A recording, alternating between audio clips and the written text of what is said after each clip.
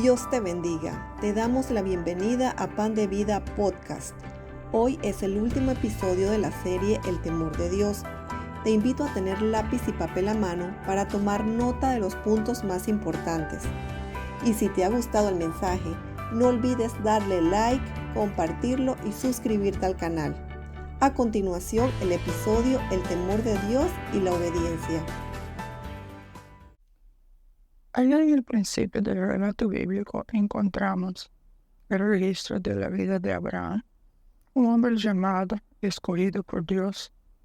Abraham en una ocasión le pidió un hijo al Señor, el Señor lo prometió, y el hijo no llegaba, y buscó una solución. Por sugerencia de su esposa Sara, tuvo un hijo con una esclava. Eso era usual en aquellos tiempos. Y él creía que ese era el hijo. Pero después el Señor le dijo que no, que este no era. Y él tuvo que esperar realmente 25 años por el hijo. Nosotros lo llamamos el hijo de la promesa, Isaac. Ya había tenido el hijo. Ya el muchacho podía tener entre 15 a 17 años. Luego ocurre algo interesante en Génesis 22. Voy a leer del 1 al 5 y de ahí salto al versículo 12. Aconteció después de estas cosas, o sea, todo lo que pasó con Abraham, que Dios va a probar a Abraham. Y el Señor le dice: Abraham, toma ahora tu hijo, tu único Isaac, a quien amas, y vete a tierra de Moriah y ofrécelo allí en holocausto, sobre uno de los montes que yo te diré. Y Abraham se levantó muy de mañana, enalbardó su asno, tomó consigo 2 siervos suyos y a Isaac su hijo, cortó leña para el holocausto y fue al lugar que Dios le dio. Al tercer día, él levanta sus ojos y ve el lugar a lo lejos. O sea, le demoró 3 días llegar hasta allá. Entonces, Abraham le dice a los siervos: esperen aquí con el asno, y yo y el muchacho iremos hasta allí y adoraremos, y volveremos a vosotros. Abraham llega, prepara todas las cosas, acuesta al muchacho en el altar que levantó allí y lo va a matar. Y en exacto momento viene la voz y le dice: no extiendas tu mano sobre el muchacho, ni le hagas nada, porque ya conozco que temes a Dios, por cuanto no me rehusaste tu hijo, tu único. ¿Quién le habló? Dios. ¿Y cómo el Señor interpretó esa obediencia de Abraham? Como temer a Dios. Y cómo Abraham denominó ese sacrificio que él iba a presentar a Dios como una adoración. Entonces, esas verdades, no voy a entrar en todo ese contexto, es muy interesante, pero para que piensen un poquito. Yo solo les puedo decir que hay una relación muy significativa y estrecha entre adoración, obediencia y temor de Dios. Hoy veremos algo sobre la obediencia que está ligada al temor de Dios. El Señor nos conoce, solo Él sabe todo de nosotros, por lo cual Él es el único que puede decirnos qué necesitamos para ser más que vencedores en la vida cristiana. Piense en el temor de Dios como un poliedro, una figura geométrica espacial. Y tengo una analogía para mí y para ustedes, que yo puedo decir que la santidad, humildad, obediencia hacia la voluntad de Dios son partes del poliedro temor de Dios. Eso está allí. ¿Qué significa obedecer? Someterse a la voluntad ajena y ejecutarla, cumplir la voluntad de quien manda, ceder con docilidad a la dirección dada. Esas definiciones de obediencia las pueden encontrar en diccionarios. Pero en las Escrituras, ya sea en el Antiguo Testamento o en el Nuevo Testamento, obedecer en hebreo y obedecer en el griego significa escuchar con atención, significa sumisión, significa acatar. En el reino de Dios, obedecer es sinónimo de hacer la voluntad de nuestro Señor. Jesús en una ocasión lo dijo en Mateo 7:21, no todo el que me dice Señor, Señor entrará en el reino de los cielos, sino el que hace la voluntad de mi Padre que está en los cielos. En otras palabras, ¿quiénes irán al cielo? Los que obedecen. Y a mí me gusta siempre hacer preguntas, ¿verdad? ¿Cómo estamos en obediencia? Pregúntate. Yo me pregunto, ¿cómo estoy yo en ese ítem? ¿Cómo estás tú en ese ítem de la obediencia a Dios? ¿Qué se ve en mi vida, en tu vida? ¿Más de Cristo o más de mí? ¿Más de Cristo o más de ti? El que dice que permanece en Él debe andar como Él anduvo. Debemos andar como Él anduvo porque somos cartas de Cristo a los hombres. ¿Qué mostramos a los que nos rodean? ¿La imagen de Cristo o nuestro carácter más carnal que espiritual? Ejemplo nos dejó el Señor. Soy en Filipenses 2, del 5 al 8. Pablo escribiendo, haya pues en vosotros este sentir que hubo también en Cristo Jesús, el cual siendo en forma de Dios, no estimó el ser igual a Dios como cosa a que aferrarse, sino que se despojó a sí mismo, tomando forma de siervo, hechos semejantes a los hombres. Y estando en la condición de hombre, se humilló a sí mismo, haciéndose obediente hasta la muerte y muerte de cruz. ¿Qué hizo Jesús? Se despojó a sí mismo, renunció a sus privilegios divinos, se humilló a sí mismo, haciéndose obediente, se humilló a sí mismo en obediencia a Dios. Se despojó, renunció, se humilló, se hizo obediente.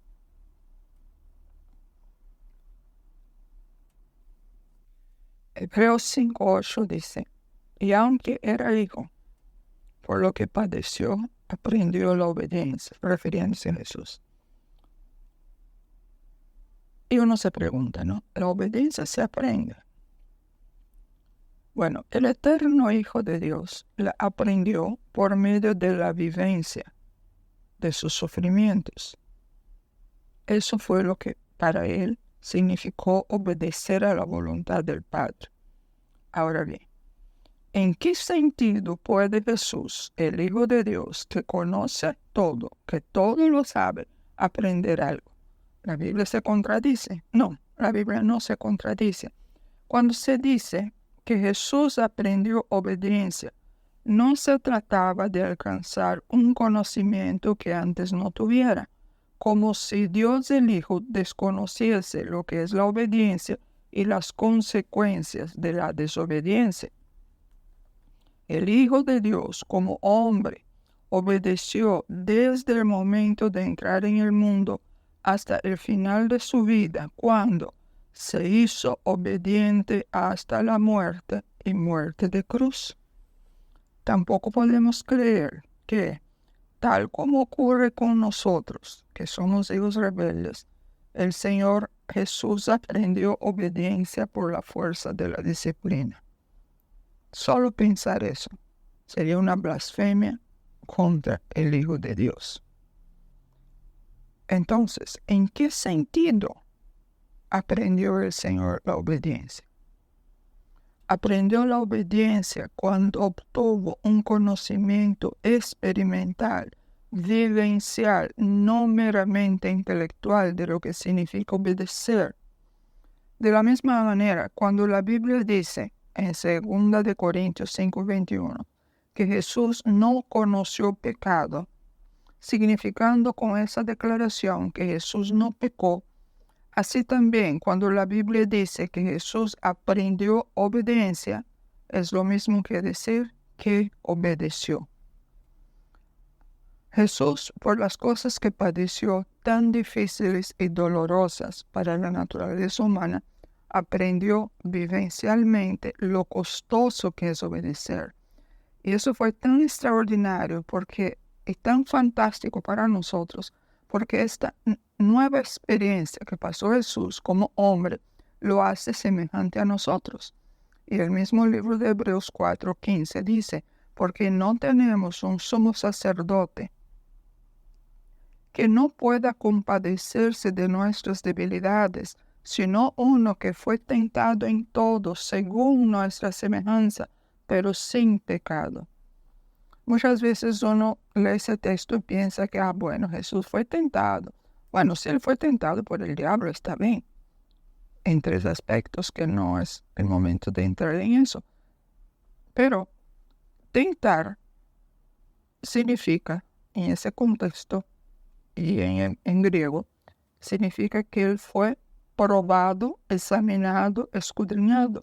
O sea, cada situación que él pasó eran situaciones tipo las mismas situaciones humanas que pasamos nosotros.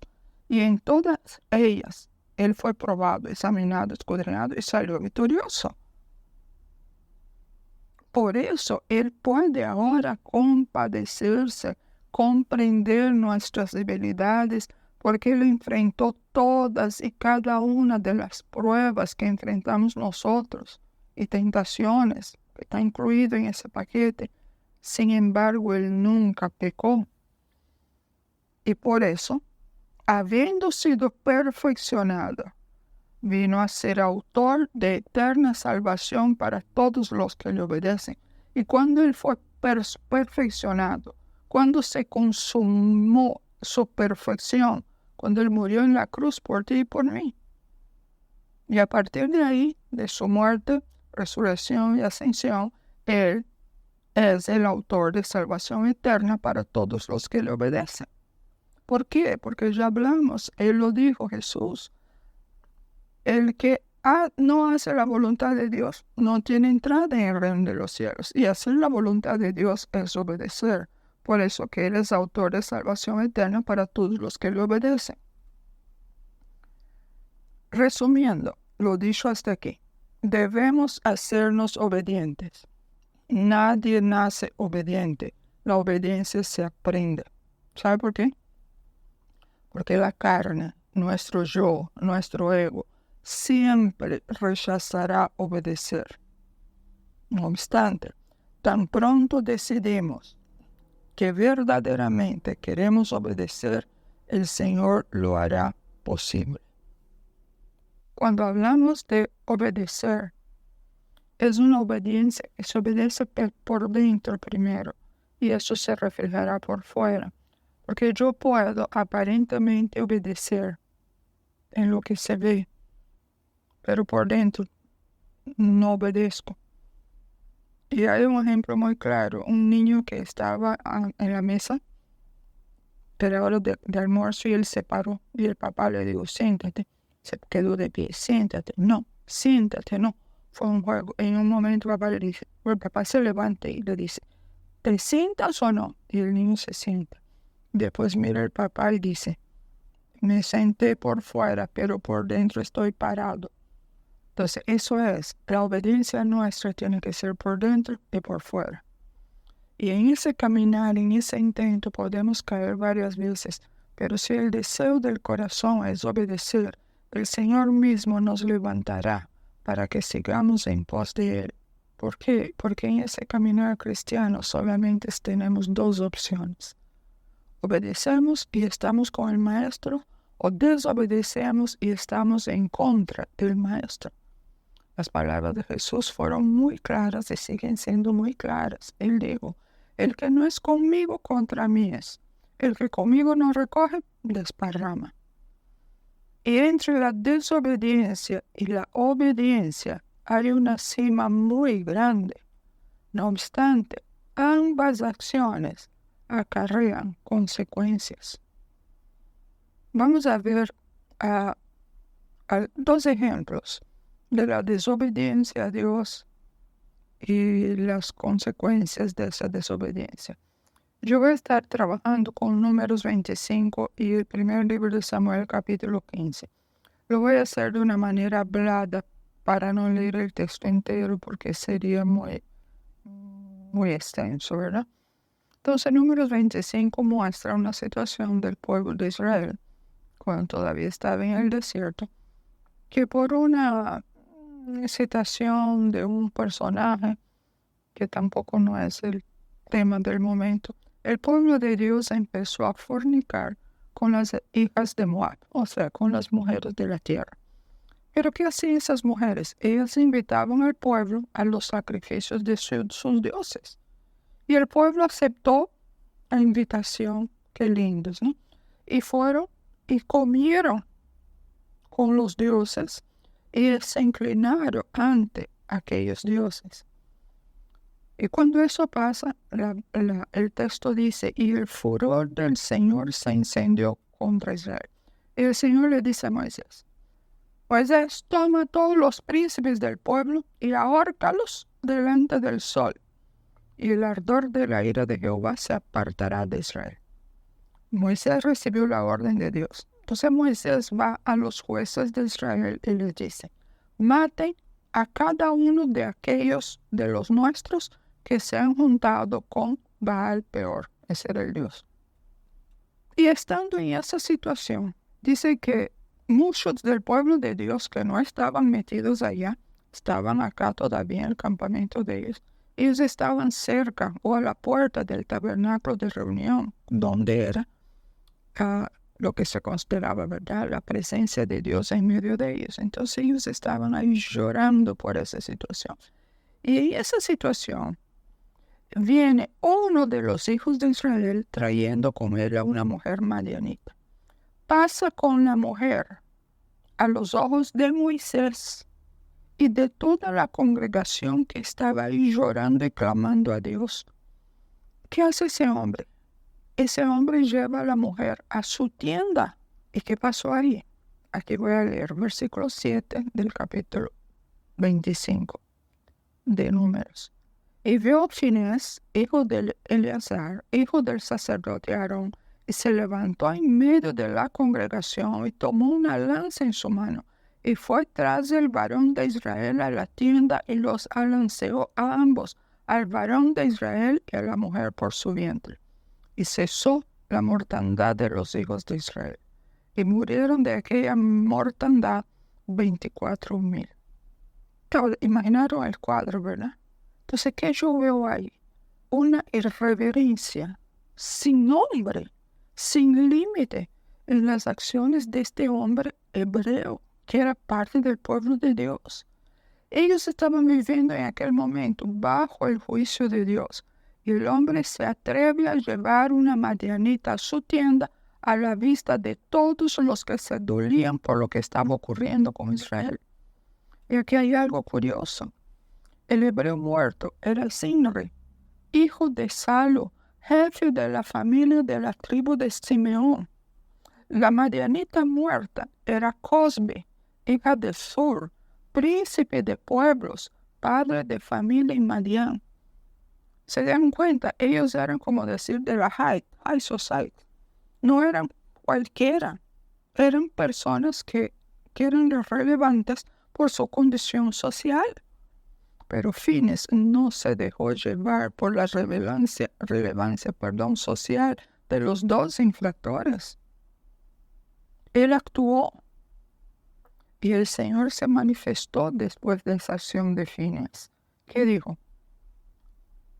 El Señor le dice a Moisés, Finés, hijo de Eleazar, hijo del sacerdote Aarón, ha hecho apartar mi furor de los hijos de Israel, llevado de celo entre ellos, por lo cual yo no he consumido en mi celo a los hijos de Israel.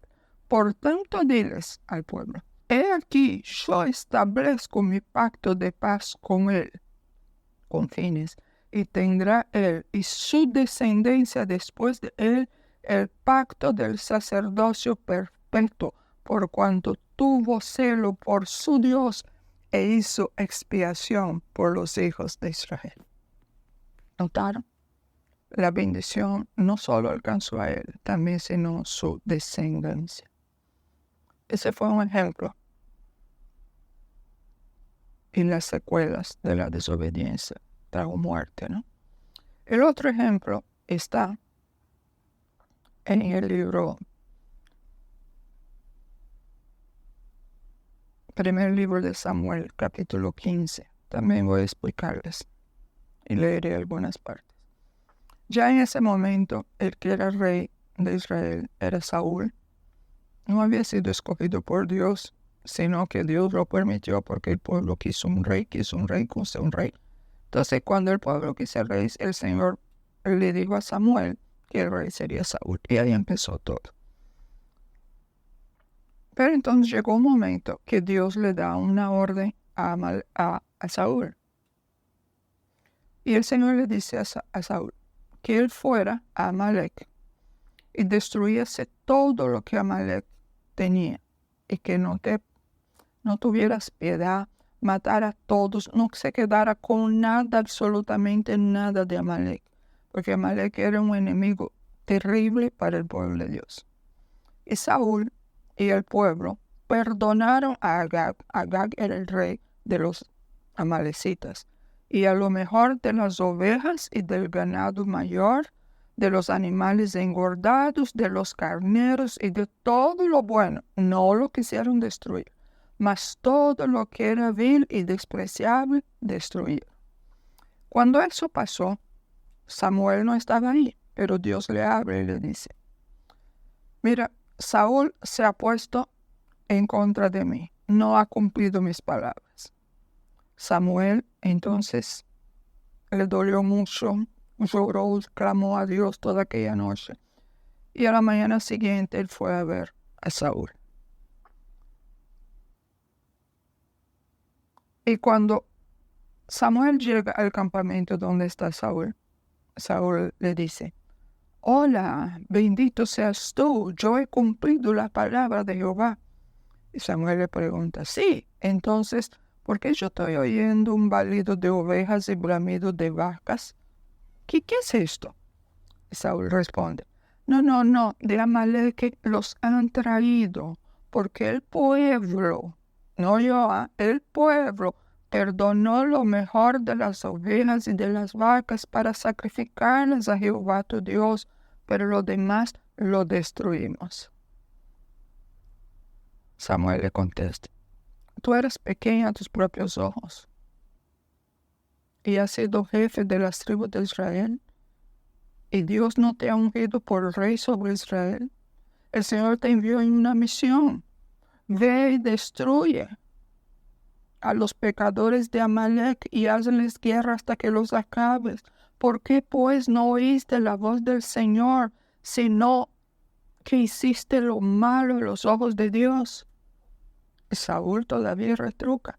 No, así no es. Antes bien, yo obedecí la voz del Señor y fui a la misión que él me envió. Y yo traje a Agag, el rey de Amalek, pero yo he destruido a todos los demás.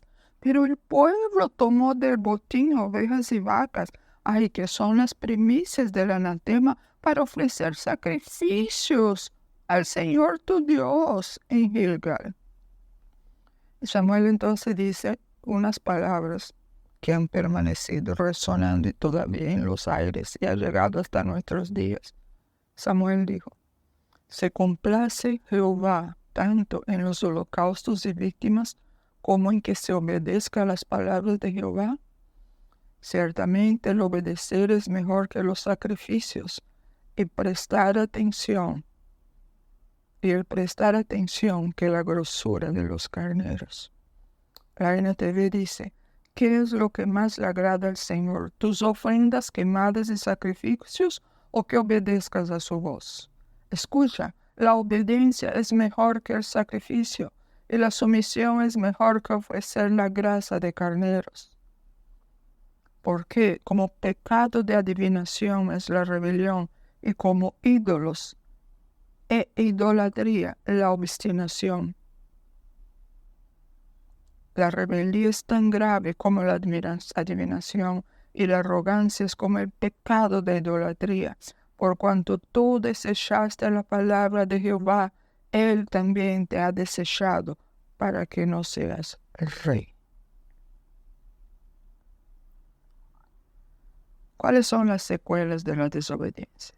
Primero, la desobediencia nos lleva a satisfacer los deseos de la carne, los deseos del yo, del ego, de la naturaleza caída. Leímos, moraba Israel en Sitín y el pueblo empezó a fornicar con las hijas de Moab. Los desobedecieron, ¿por qué? Para satisfacer los deseos de la carne. En el caso de Samuel, y el pueblo perdonó lo mejor de las ovejas del ganado mayor y no lo destruyeron. ¿Cuál era el deseo de la carne? Quedarse con todo eso, porque ahí había mucha riqueza.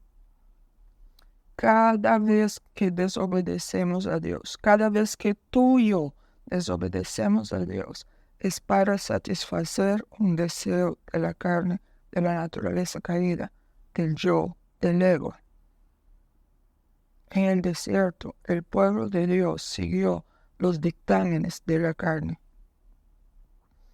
Fue una forma evidente, palpable, de carnalidad. Fue, como la llamo yo, una forma grosera, burda, de manifestar. Saúl y los suyos igualmente lo hicieron. Sin embargo, lo de ellos fue de una forma sutil, refinada. No obstante, en ambos casos fue desobediencia. Y por favor, no perdamos de vista que la carne no implica solamente cosas viles y despreciables. La carne también cuenta con cosas bonitas y deseables.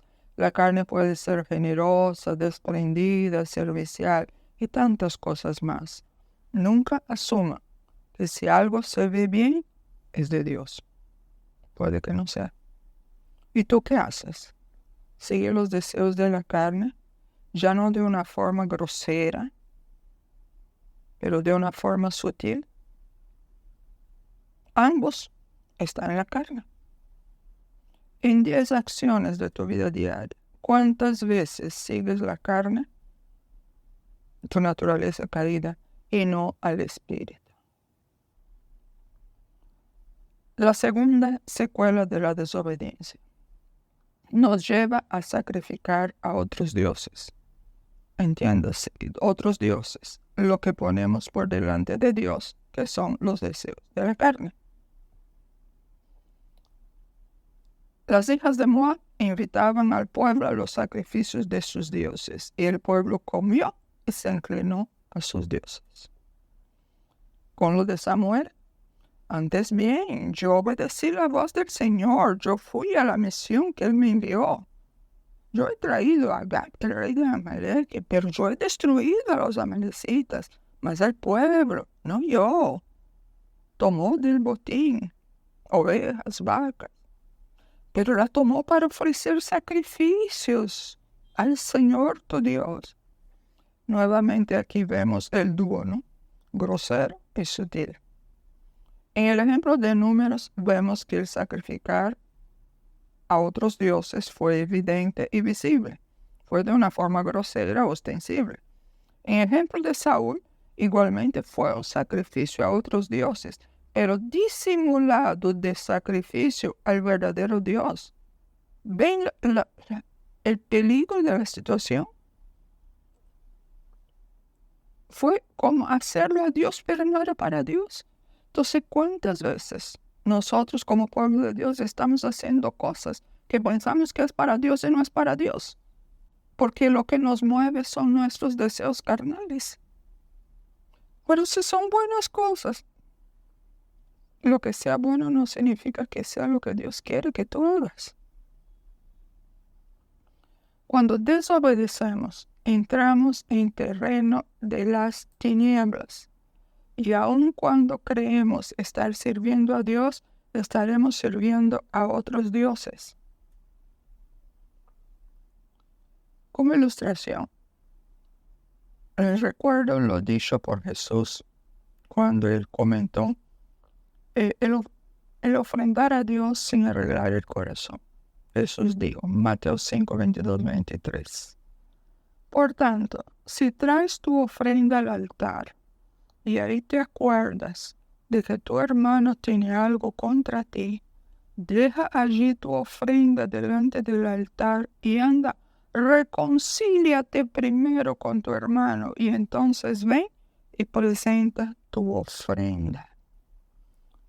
¿Por qué debemos arreglar rápidamente las situaciones de pecado en nuestras vidas?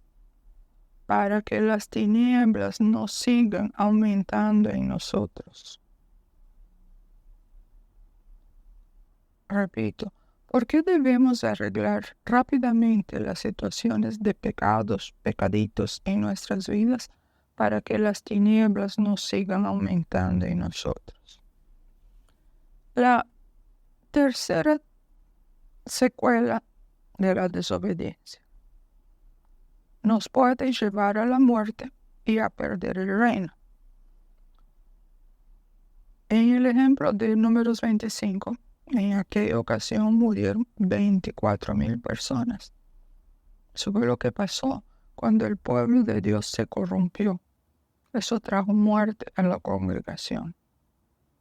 ¿Eso ha cambiado hoy día? No. Cuando el pueblo de Dios se corrompe, trae muerte a la congregación. Ya no es muerte física, puede estar trayendo muerte espiritual, que es mucho peor que una muerte física, excepto cuando el que murió físicamente ya estaba condenado eternamente. Cuando Saúl recibe las palabras de Samuel, Samuel le dice, por cuanto tú desechaste la palabra del Señor, Él también te ha desechado para que no seas rey. Saúl perdió el reino por la desobediencia. Dios quiere que nosotros tengamos vida en abundancia, y para eso la obediencia es clave. El infierno entero nos insta, nos empuja, nos tienta a desobedecer a Dios. Y la táctica infernal es, primeramente, llevarnos a la desobediencia en las pequeñas cosas, en las zorras pequeñas. No nos debemos engañar por las pequeñas zorras, pecaditos, creyendo que no hacen mucho daño. Hasta que no entendamos realmente que nuestra batalla es de las tinieblas contra la luz. A cada rato tenemos las tinieblas en contra nuestra. No aborreceremos el pecado en nosotros. Tenderemos siempre a minimizarlo. Y mientras un hijo de Dios sigue minimizando el pecado, no está extirpando las tinieblas de su vida. Las está aumentando. Y llega un momento, esas tinieblas se van sumando tanto que forman fortalezas. Esas fortalezas como si fueran el puerto donde el enemigo aterriza y decola de nosotros. ¿Por qué? Porque nos hemos olvidado que Jesús dijo que nosotros somos la luz del mundo, porque Él, que es la luz del mundo, está en nosotros. Entonces tenemos que hacer una guerra a muerte contra las tinieblas. ¿Y cuáles son las tinieblas? Los pecaditos. En algunos quizás son pecados grandes, tienen que empezar por ahí. Pero cuando ya no hay lo que llamo grosero, que todo el mundo ve, están aquellos que son más sutiles, que están adentro de nosotros. Por eso que el diablo, como astuto como él es, él no nos incitará de buenas a primeras a una gran desobediencia. Definitivamente no lo hace. Inicialmente, él nos va llevando poco a poco a desobedecer en pequeñas cosas. Hoy una, mañana otra, pasado una más, 5 días después otra más. Cosas pequeñitas, pero como son pequeñitas, yo no hago caso porque ya eso pasó. No, el momento pasó, pero la consecuencia sigue dentro de ti. Hasta que no vayas delante del Señor y digas, Señor, yo te he ofendido con eso. Por mucho que yo lo vea, que es chiquito, Señor, es obra de la carne. Y tú dices en tu palabra que obra de la carne produce muerte, es corrupción y tiene olor a muerte. Yo no quiero, Señor, tener olor a muerte. Yo quiero tener olor a vida. Yo quiero andar en el espíritu y no en la carne, Señor. Y como no hacemos eso, el diablo lo hace, que nos lleva a desobedecer muchas veces en esas pequeñitas cosas. Y vamos acumulando tinieblas, tinieblas, tinieblas. Entiéndase, nos vamos debilitando más y más en el espíritu, de tal manera que cuando venga la grande, estaremos tan debilitados por las pequeñas desobediencias que no podremos resistir y caemos. Nosotros no podemos luchar contra las fuerzas espirituales de maldad. No podemos. Eso es Dios en nosotros que tiene que hacer esa batalla. Y a veces queremos resistir al diablo. No. Yo puedo resistir al diablo cuando yo estoy sometida a Dios. La palabra lo dice. Someteos pues a Dios, resistid el diablo y huirá de vosotros. Pero si yo no me someto a Dios, si yo no estoy teniendo temor de Dios, si yo no estoy obedeciendo a Dios, yo no puedo resistir al diablo porque ya yo estoy en el terreno de Él. Y en el terreno de Él yo pierdo la batalla. Yo tengo que estar en mi terreno. ¿Y cuál es mi terreno? Estar bajo la sombra del Omnipotente. Ese es mi terreno. Allí nadie me puede sacar, excepto yo misma. Mi terreno es estar sentada en los lugares celestiales con Cristo. De ahí nadie me puede bajar, excepto que yo misma me baje. Y cuando yo me bajo, yo me pongo en terreno del enemigo. Y ahí yo pierdo esa batalla. Pero mientras yo permanezca sentada en los lugares celestiales, porque estoy manteniendo mi vestidura limpia, yo tendré victoria. Y cuando caemos, tenemos que volver rápido a la posición primera.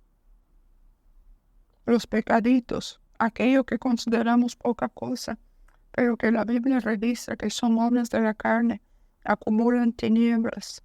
Tinieblas es ausencia de luz. Y la victoria nos viene por permanecer en la luz. Sin permanecer en la luz no hay victoria.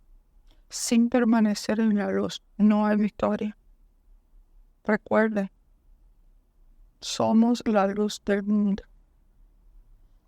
Y yo quiero ahora hacer unos comentarios sobre los resultados de la obediencia. Y voy a tomar como ejemplo Mateo, Evangelio según San Mateo, capítulo 1, y vamos a leer del 18 al 24. El nacimiento de Jesucristo fue así. Estando desposada María su madre con José, antes que se juntase, se halló que había concebido del Espíritu Santo. José, su marido, como era justo y no quería infamarla, quiso dejarla secretamente.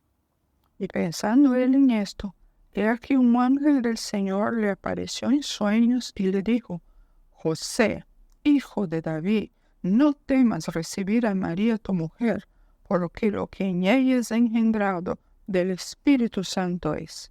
Y dará a luz un hijo y llamará su nombre Jesús, porque él salvará a su pueblo de sus pecados. Todo esto aconteció para que se cumpliese lo dicho por el Señor por medio del profeta cuando dijo: He aquí una virgen concebirá y dará a luz un hijo y llamará su nombre Emmanuel, que traducido es Dios con nosotros. Y despertando José del sueño, hizo como el ángel del Señor le había mandado y recibió a su mujer.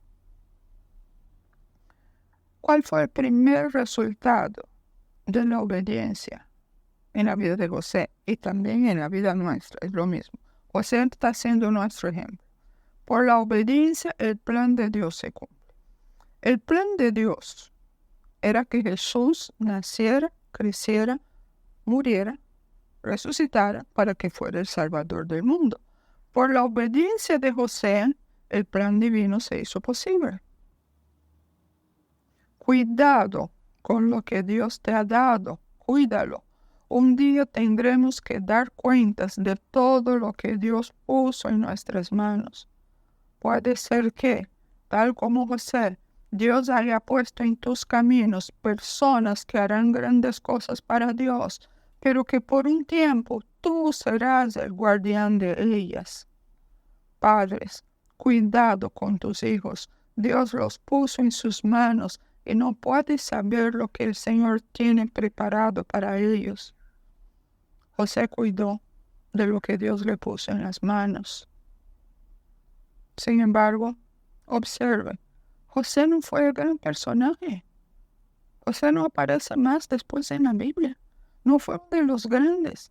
Sin embargo, lo que Dios puso en las manos de él sí era grande. Tú no eres grande, yo no soy grande.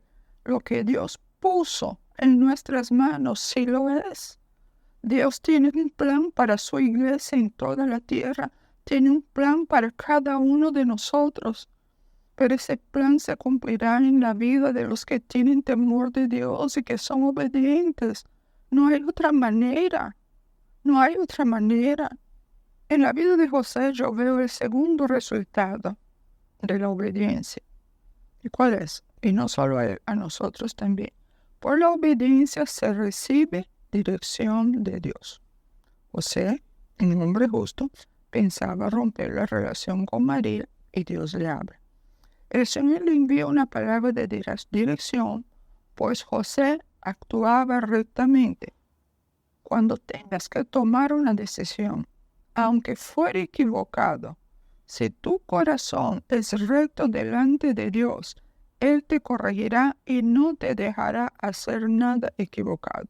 Repito, cuando tengas que tomar una decisión, aunque fuera una decisión equivocada, si tu corazón es recto delante de Dios, si estás viviendo una vida que agrada a Dios, el Señor te va a corregir y no permitirá que tú hagas nada equivocado. Porque no te has dado cuenta que estás equivocado, como pasó con José. Él no sabía que la reacción de él era equivocada, porque esa era la normal de aquel entonces. Y aquí entra un texto que cada uno debe meditar en él, orar con él. Isaías 48, 17. Así ha dicho Jehová, Redentor tuyo, el Santo de Israel. ¿Te redimió el Señor? ¿Naciste de nuevo? Entonces Él es Redentor tuyo. Y a ti Él te dice, yo soy Jehová Dios tuyo, que te enseña provechosamente y te encamina por el camino que debes seguir. Yo soy tu Dios. Yo soy quien te enseña provechosamente. Yo soy el que te encamina por el camino que debes seguir. Pero necesitas oír mi voz, necesitas atender mi voz, necesitas obedecer, porque entonces todo te irá bien. Te irá bien porque estará bajo la sombra del Omnipotente. Estará bajo la protección de la torre fuerte. Estarás seguro dentro del castillo que Dios pone alrededor de los suyos. Él es tu Redentor. Dios no puede enseñarte si no lo tomas en cuenta en tus decisiones. Dios no puede enseñarnos si no lo tomamos en cuenta en nuestras decisiones. Dios no puede guiarnos por el camino que debemos seguir si no estamos sometidos a Él. Dios no puede guiarnos por el camino que debemos seguir si no tomamos tiempo para buscar su rostro y su dirección. Dios no es instantáneo. Señor, tal cosa. Ay, gracias por la respuesta. No. Eso puede tomar un tiempo. Y ya es una señal de que debemos esperar. No tomemos decisión por impulso. No tomemos decisión a la ligera. Usualmente, quizás en el 99.99% de las veces, cada vez que tomamos decisiones por el impulso, resultaron no muy buenas decisiones. El tercer resultado de la obediencia es que por la obediencia se recibe fortaleza de Dios. Cuando piensas en la vida de José, dirías que él pasó momentos difíciles, al darse cuenta de la condición de María. Sí, acuérdese que el texto dice que él pensó en dejarla, pero yo pienso que eso no fue del momento. Él habrá sufrido pensando cualquier cantidad de cosas, pero eso era lo correcto, entonces él tenía que hacer lo que era el correcto en su época. Y luego, todo lo que pasó, el bebé nace, y él tiene que salir corriendo de Belén para Egipto, para proteger al niño y su madre. ¿Crees que eso para él fue fácil? No estamos hablando de salir de una calle, ir a otra calle. Estamos hablando de salir de una nación y entrar en otra. Fueron momentos difíciles al tener que dejar todo lo suyo. Se acepta que ellos estuvieron ahí en Belén como por 2 años. A lo mejor en ese tiempo José también ya tenía sus clientes. Él tuvo que dejar todo su clientela, sus negocios. Fueron momentos fáciles, no fueron momentos difíciles. ¿Quién le dio fuerza? ¿Quién le dio fortaleza para poder seguir así? Dios. Si Dios te llama a hacer algo, Él te va a dar fortaleza, Él te va a dar poder, te va a dar el recurso para que tú puedas pasar por esa situación. Pero tú tienes que rendirte a Él. Tu parte es rendirte a Él. Tu parte es decir, Señor, yo te necesito. Pero que sea un necesito que salga del corazón, no solo meras palabras. Dios está trabajando mucho en los suyos, en los que se deben trabajar. Dios está pintando, planchando, quitando mancha de su iglesia, de todos nosotros. Pero tenemos que depender de Él en todo, en cada momento de nuestra vida, para todo lo que hagamos.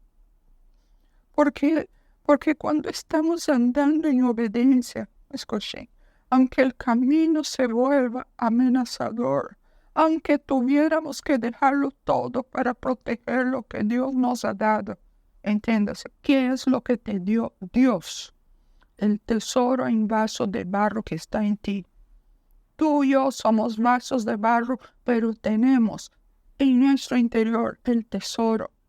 ¿Quién es el tesoro? Cristo, nuestra esperanza de gloria, está en nosotros. Y si estamos andando en obediencia, aunque el camino se vuelva amenazador, aunque tuviéramos que dejarlo todo para no entregar, para no renunciar al tesoro que está en nosotros, el mismo Señor nos fortalecerá y nos guiará. Y hay una promesa, segundo libro de Crónicas, capítulo 16, versos 9. Porque los ojos de Jehová contemplan toda la tierra para mostrar su poder a favor de los que tienen corazón perfecto para con Él. Asegúrate de tener un corazón perfecto para con Dios. Y Él va a mostrar su poder a favor tuyo. Hágalo. Y verá la mano de Dios. Cuarto resultado, por la obediencia, Dios nos utiliza para bendecir a otros. Por la obediencia, Dios nos utiliza para bendecir a otros. José es un tipo de los verdaderos creyentes. Muchos de ellos dentro de nuestras iglesias que no tienen ningún ministerio visible y notorio, pero son intercesores, son guardas y atalayas de aquellos que llevan el tesoro a otros lugares. La Biblia no habla mucho de José, pero él fue pieza clave en el plan de Dios y en el reino de los cielos. Él es grande. Puede que no seamos conocidos de nadie aquí en la tierra, pero debemos ser conocidos en los lugares celestiales y en los lugares infernales. No importa aquí. Lo de aquí pasará. Esta vida es pasajera. Todo lo que tenemos en esta vida, todo lo que hacemos en esta vida, materialmente hablando, es para esta vida. Trabajamos, estudiamos, compramos una casa, un carro, comida, y para esta vida. ¿Cuántas de estas cosas llevaremos? Ni una. ¿Qué es lo único que llevaremos? El cambio que ha hecho Dios en tu interior. Es el único que nos va a acompañar. Por eso que mucha gente va a llegar allá casi como desnudo. porque lo único que va a llevar la salvación, pero no hubo obra de salvación en su vida, porque se mantuvo toda su vida viviendo en su propio yo. Nuestras vidas deben ser vistas en los cielos como vidas gratas a los ojos de Dios. Y nuestras vidas deben ser vistas como vidas amenazadoras. Eso es lo que debe ser con nosotros. Recuerden, la obediencia no es solamente para pastores, maestros, líderes en la iglesia de Cristo, no. La obediencia es para todos los hijos de Dios, todos.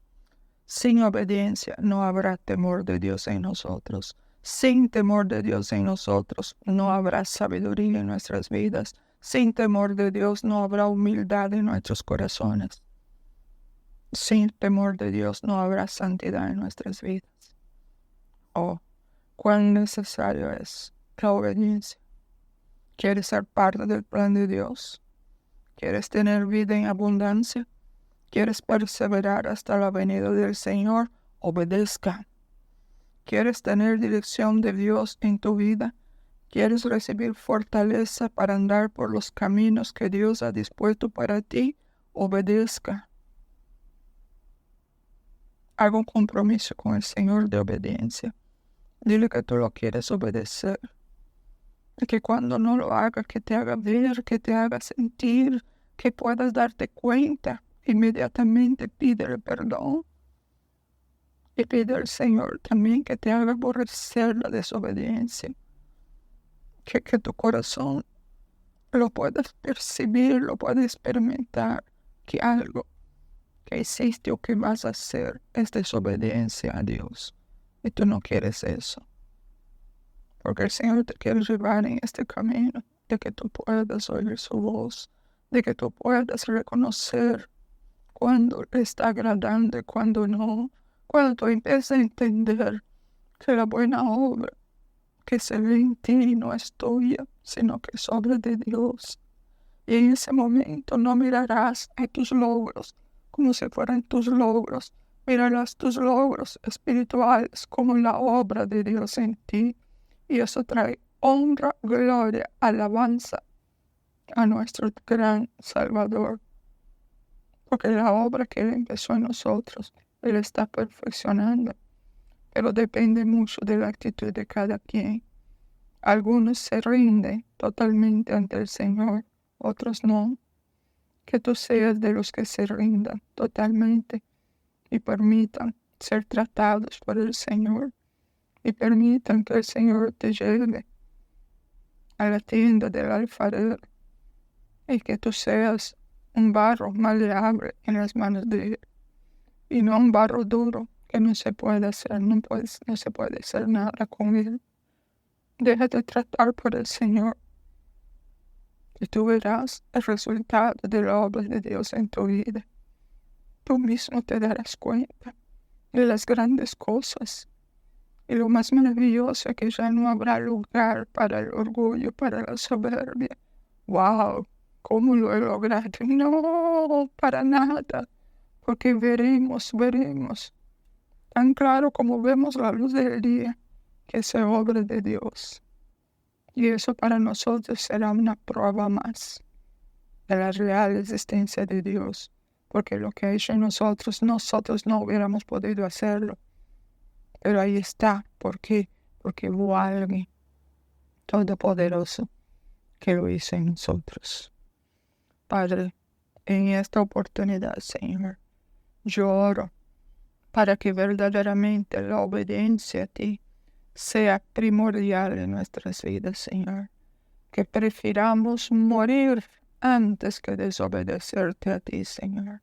Padre, trabaja en nosotros. Prepáranos de tal manera que venga lo que venga, pase lo que pase, podamos mantenernos firmes, tal como Moisés mirando al invisible, Señor, sabiendo que lo que creemos lo veremos un día con nuestros propios ojos. Bendito Señor, que se cumpla en cada uno de nosotros lo que tú dijiste, que el que empezó en nosotros la buena obra, la perfeccionará hasta el día de Jesucristo. No queremos ya ser obstáculos ante tu voluntad, y tu propósito para cada uno de nosotros. Queremos, Señor, ser barro maleable, aceptar tu voluntad, Señor, aceptar que tú estás haciendo una obra y que cada día esa obra siga adelante. Ayúdanos, Señor, a obedecer de tal manera que nunca neguemos tu nombre, que nunca, Señor, te demos la espalda, que nunca, Señor, lleguemos a preferir los honores de esta vida antes que honrarte a ti. Bendito Señor, solo tú puedes ayudarnos. Y aquí estamos, Señor, cada uno de nosotros te necesitamos.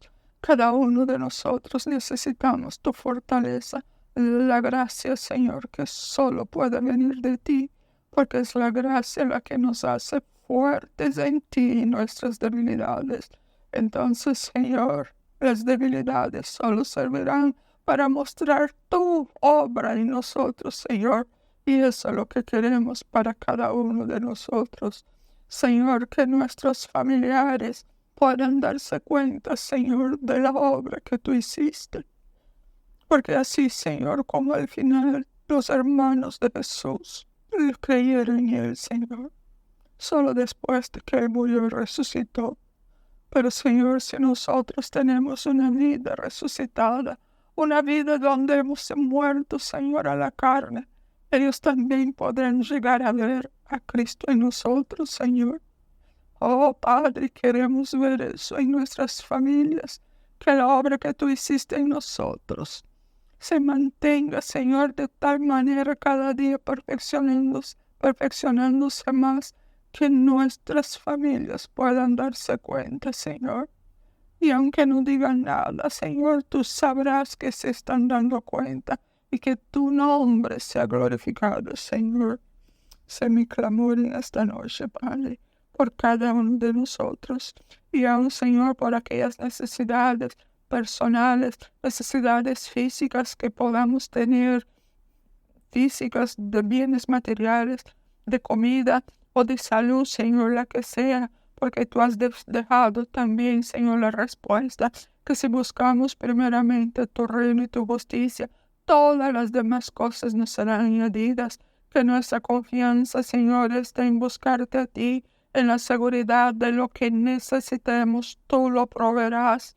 Y como alguien dijo alguna vez, si no lo provees, Señor, es porque no lo necesitamos, porque tú quieres hacer algo en nosotros.